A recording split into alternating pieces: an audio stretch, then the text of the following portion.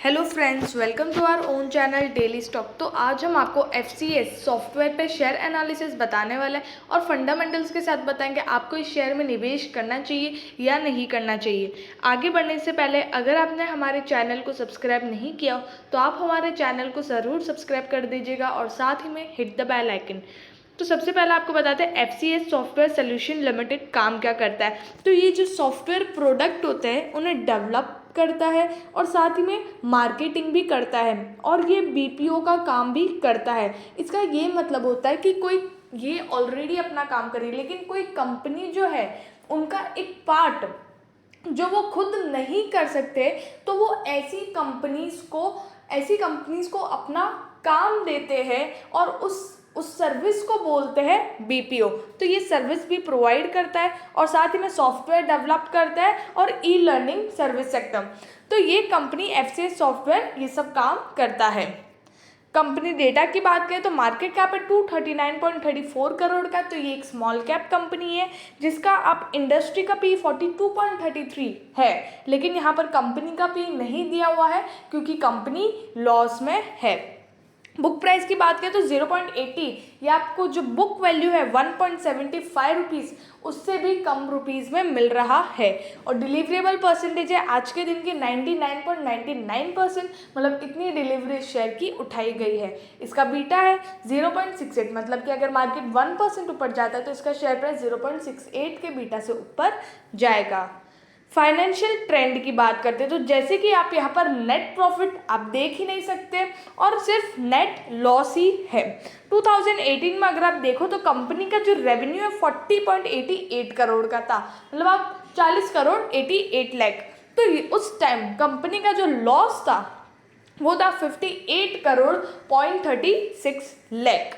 2019 में कंपनी का रेवेन्यू थोड़ा सा बढ़ा था 42 करोड़ 65 लाख, लेकिन कंपनी की जो प्रॉफिटेबिलिटी बहुत ही भयंकर तरीके से गिरी और 165.71 करोड़ का लॉस कंपनी को हुआ था।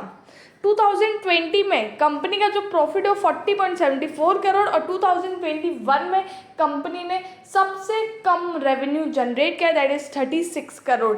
ये 2005 से है, लेकिन हर साल कंपनी का रेवेन्यू, मतलब बहुत कम साल है जो अब कंपनी का रेवेन्यू उसके पिछले ईयर से थोड़ा सा इंक्रीज हो रहा है, बाकी हर साल कंपनी का रेवेन्यू सिर्फ डिक्रीज हो रहा है और ये एक अच्छी बात नहीं है। और उसी के साथ जो नेट लॉस था वो 2019 तक हुआ है। 2020 में कंपनी का लॉस डिक्रीज हुआ है 23.82 करोड़, 2021 में 12.32 करोड़। तो यहाँ पर लॉस पिछले 2 साल से डिक्रीज होता हुआ नजर आ रहा है। तो ये एक अच्छी बात, पॉजिटिव बात आप समझ सकते हो, लेकिन उसी के सामने अगर रेवेन्यू इंक्रीज होता तो एक बहुत ही अच्छी बात होती कि भाई रेवेन्यू इंक्रीज हो रहा है और साथ ही में कंपनी का लॉस डिक्रीज हो रहा है। नहीं, यहाँ पर रेवेन्यू डिक्रीज हो रहा है और लॉस भी डिक्रीज हो रहा है। एक अच्छी बात है लेकिन एक अच्छी बात नहीं है। शेयर होल्डिंग पैटर्न की बात करें तो यहाँ पर जो प्रमोटर है जिनकी खुद की कंपनी है वो उन्हीं लोगों के पास सिर्फ 19.65% का स्टेक है। डोमेस्टिक इन्वेस्टर के पास 0.03% का स्टेक है। पब्लिक के पास जो रिटेल इन्वेस्टर्स है एट द एंड जो फंस जाते हैं उन लोगों के पास 80.32% का स्टेक है। रेवेन्यू स्टेटमेंट की बात करें तो दिसंबर में 8 करोड़ का सेल्स था, मार्च में 6 करोड़ का सेल्स था, जून में 8 करोड़ का सेल्स था। तो ये कंपनी का सेल्स है। और नेट प्रॉफिट की बात करें तो दिसंबर और जून में तो नो प्रॉफिट नो लॉस, और मार्च में कंपनी का जो लॉस है वो -15 करोड़ का है। तो ये कंपनी का रेवेन्यू स्टेटमेंट है। रिटर्न रेशोज की बात करते तो यहाँ पर जो रिटर्न ऑन इक्विटी है वो भी अब ईयर ऑन ईयर डिक्रीज हुआ है। क्यों? क्योंकि कंपनी की जो लॉस था, नेट लॉस था, वो डिक्रीज होने पे आया, उस वजह से यहाँ पर जो रिटर्न ऑन इक्विटी वो डिक्रीज हो रहा है। -48.02 जो था वो भी -4.40 पे है। सेम विथ ROCE जो -43.37 पे था वो 1.13 पे है। रिटर्न ऑन एसेट्स -42.68 था वो -3.66 था।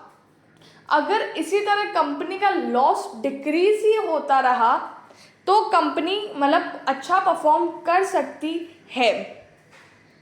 लेवरेज रेशो की बात करें तो यहाँ पर जो डेट इंक्रीज किया था 2020 में वो डिक्रीज किया है, तो ये एक और अच्छी बात है। इंटरेस्ट कवरेज रेशियो जो -153 था वो 1.60 हो गया है, मतलब इंटरेस्ट पे करने की कैपेबिलिटी अच्छी हो रही है, तो ये भी एक अच्छी बात है कंपनी के लिए। तो फंडामेंटली अगर आप देखो तो थोड़ी चीज़ें अच्छी है कंपनी की।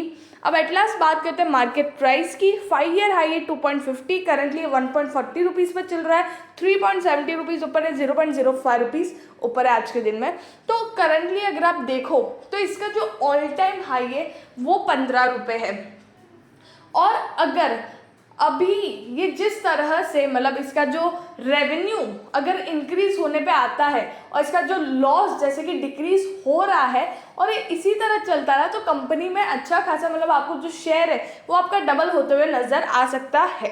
तो अगर आपको रिस्क लेना हो इस शेयर में तो आप ले सकते हैं, लेकिन फॉर द लॉन्ग टर्म, मतलब हो सकता है चांसेस है इसमें कि आपको इसमें प्रॉफिट मिल सकता है, आपको अच्छा खासा डबल में पैसा मिल सकता है। तो अगर आपको रिस्क लेना है तो आप 500,000 शेयर ले सकते हैं, अगर आपको रिस्क लेने की कैपेबिलिटी आप में हो तो अगर आप ये 1 रुपये में भी लेते आपको मिल तो सकता है, क्योंकि जब भी थोड़ा सा भी डिक्रीमेंट आएगा मार्केट में तो ये गिरना स्टार्ट कर जाएगा। तो उस वजह से आप इसको 1 रुपये या 1.25 पैसे या आप इस प्राइस पे भी ले तो भी चलेगा, और उसके बाद आप 2.5 रुपये तो ये जाता ही है, मतलब हर महीने ये एक बार या हर 2 मंथ्स में तो जाते ही है। तो आप 1 रुपये पर शेयर भी आप कमा सकते हो इससे, FCS सॉफ्टवेयर सॉल्यूशन से। लॉन्ग टर्म के लिए भी अगर आपको लेना है तो वो बहुत ज़्यादा लॉन्ग टर्म होगा, क्योंकि आप पिछले 5 ईयर हाई भी अगर आप देखो तो सिर्फ वो 2.5 रुपये गया है। तो अगर इसमें कुछ अच्छी न्यूज़ आती है जो अभी बिल्कुल भी नहीं दिख रही है तो ये सिर्फ आपके रिस्क के ऊपर होगा। अगर आपको वीडियो अच्छा लगा तो please like and share and subscribe our channel. Thank you.